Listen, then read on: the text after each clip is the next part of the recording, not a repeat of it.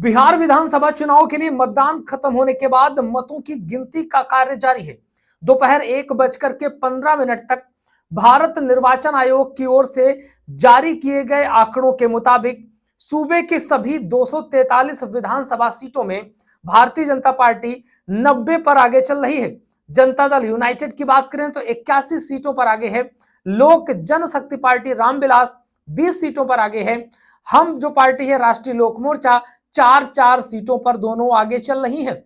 नमस्कार दोस्तों, मेरा नाम है प्रकाश आर्य। चलिए बात करते हैं बिहार इलेक्शन की। बिहार इलेक्शन पर इस समय रुझान आना शुरू हो चुके हैं, रुझान आ रहे हैं और लगभग 243 सभी सीटों के लिए गिनती खुल चुकी है और जिनमें से हमने आपको बताया है कि लगभग एनडीए का आंकड़ा 200 पहुंच चुका है।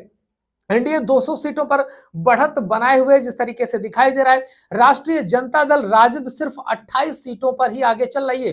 कांग्रेस और एआईएमएम 5-5 सीटों पर आगे चल रही है। भारतीय कम्युनिस्ट पार्टी जो है वो 4 सीटों पर आगे रह गई है। माकपा और बसपा 1-1 सीटों पर आगे दिखाई दे रही हैं। तो इस तरीके से ये इस समय रिजल्ट निकल करके आ रहा है और देखा जाए कहीं ना कहीं तो एनडीए की सरकार बनती नजर आ रही है। थोड़ी ही देर में कंफर्म सारी चीजें होने लगेंगी, सीटें कंफर्म निकलना शुरू हो जाएंगी कि कौन कितनी सीटें निकाल रहा है। बिहार की 243 विधानसभा सीटों के लिए मतगणना जारी है। अब तक के सभी रुझानों में राष्ट्रीय जनतांत्रिक गठबंधन यानी कि एनडीए भारी बहुमत से जीतता नजर आ रहा है और ऐसे में जो एनडीए है वो सरकार बनाता नजर आ रहा है। भारतीय जनता पार्टी की लगभग 80 से 90 सीटें निकलती नजर आ रही हैं।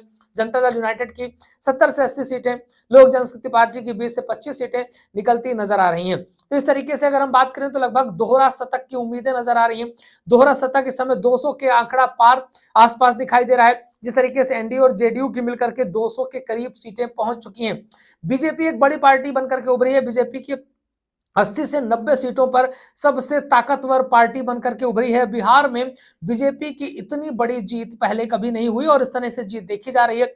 नीतीश कुमार की वापसी के संकेत नजर आ रहे हैं। रुझानों से साफ क्लियर हो चुका है कि मुख्यमंत्री नीतीश कुमार फिर से सरकार बनाते नजर आएंगे और दोबारा से मुख्यमंत्री बनते नजर आएंगे।